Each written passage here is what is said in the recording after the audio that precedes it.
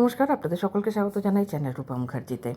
আজকের এই ভিডিওতে আমরা আলোচনা করব পশ্চিমবঙ্গের শিক্ষক ও সরকারি কর্মচারীদের বহু প্রতীক্ষিত ডিআরএস অ্যালাওয়েন্স বা ডিএ নিয়ে।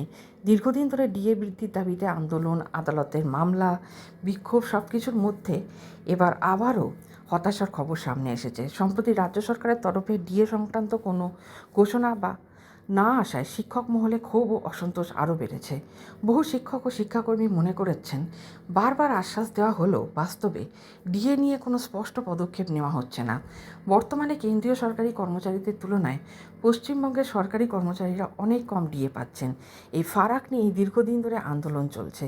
শিক্ষক সংগঠনগুলির দাবি, মূল্যবৃদ্ধির এই সময়ে ডিএ কোনো দয়া নয়, এটা কর্মচারীদের অধিকার। এদিকে বহু শিক্ষক অভিযোগ করছেন, ক্রমাগত দ্রব্যমূল্য বৃদ্ধি, সংসারের খরচ, সন্তানদের পড়াশোনা সব মিলিয়ে বর্তমান বেতনে চলা অত্যন্ত কঠিন হয়ে উঠেছে। তার উপর ডিএ ঘোষণা নিয়ে বারবার বিলম্ব পরিস্থিতিকে আরও জটিল করেছে।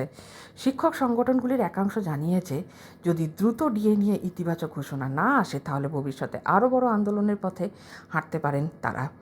রাজনৈতিক মহলেও এই বিষয়টি নিয়ে শুরু হয়েছে চাপানুতোর। বিরোধীদের অভিযোগ, রাজ্য সরকার ইচ্ছাকৃত ডিএ ইস্যু এড়িয়ে যাচ্ছে, যদিও সরকারের পক্ষ থেকে এখনও পর্যন্ত বড় কোনো আনুষ্ঠানিক ঘোষণা সামনে আসেনি। এখন প্রশ্ন হচ্ছে, আদালতের নির্দেশ, আন্দোলনের চাপ এবং কর্মচারীদের ক্ষোভ, এই সব কিছুর পরেও কবে মিলবে বকেয়া ডিএ? আসন্ন বাজেট বা প্রশাসনিক বৈঠকে কি নতুন কোনো ঘোষণা হতে পারে? সেই দিকেই তাকিয়ে রয়েছেন লক্ষ লক্ষ শিক্ষক ও সরকারি কর্মচারীরা। আপনাদের কি মনে হয়, রাজ্য সরকারের দ্রুত ডিএ ঘোষণা করা উচিত, নাকি এই আন্দোলন আরও বড় আকার নেবে? কমেন্ট করে অবশ্যই জানান। ভিডিওটি ভালো লাগলে লাইক, শেয়ার ও সাবস্ক্রাইব করতে ভুলবেন না। দেখা হচ্ছে পরের ভিডিওতে। ধন্যবাদ, নমস্কার।